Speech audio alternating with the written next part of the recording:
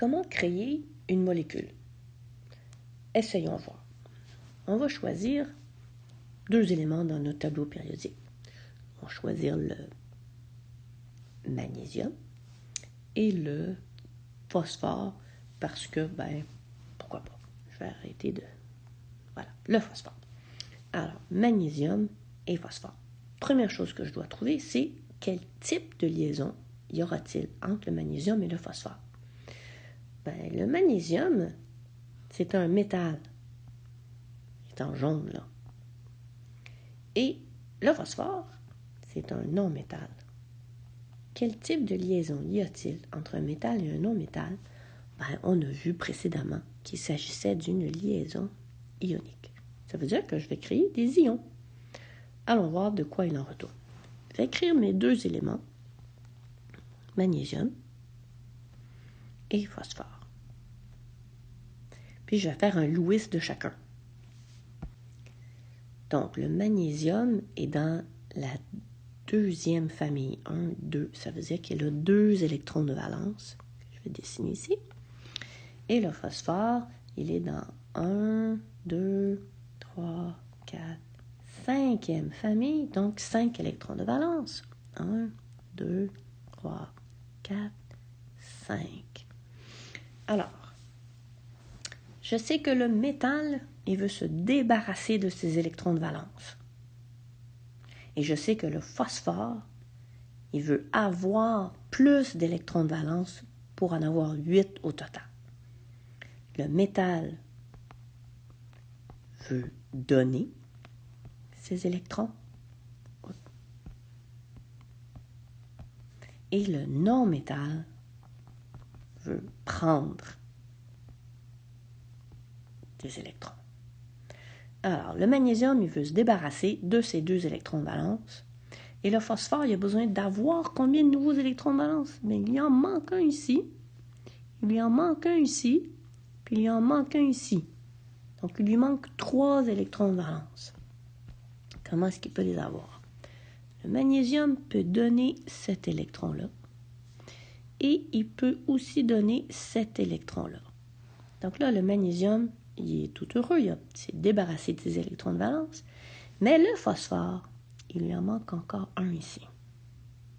Qu'est-ce qu'on va faire alors? D'abord, on va se faire la place sur ma feuille. Donc, puisque mon composé, je le fais avec du magnésium, je vais aller me prendre un autre magnésium avec encore ces 2 électrons de valence.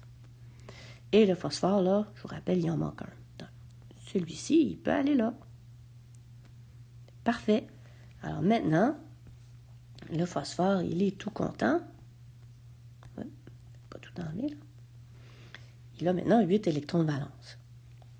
Les 2 du premier magnésium et 1 du deuxième. Mais là, le magnésium, il y en a encore un de trop. Mais mon composé, je veux qu'il soit fait avec du magnésium et du phosphore. Je vais aller chercher un autre phosphore. Et le phosphore, je vais redessiner ces 5 électrons de valence. Ils sont là.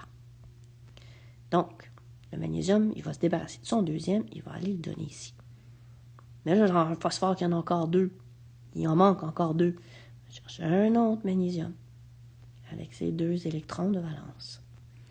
Il y en a un qui va aller là et l'autre va aller là. Maintenant, est-ce que tout le monde est content? Oui. Chaque magnésium s'est débarrassé de ses 2 électrons de valence. Et chaque phosphore s'est ramassé avec 3 électrons de valence. Alors, qu'est-ce que j'ai comme composé? J'ai du magnésium. J'en ai combien? 3. Et du phosphore. J'en ai combien? 2. Mais je peux aussi me poser la question, quel ion est-ce que j'ai créé en faisant ça? Chacun de mes atomes de magnésium qui a perdu 2 électrons de valence est devenu un ion. Il a maintenant une charge.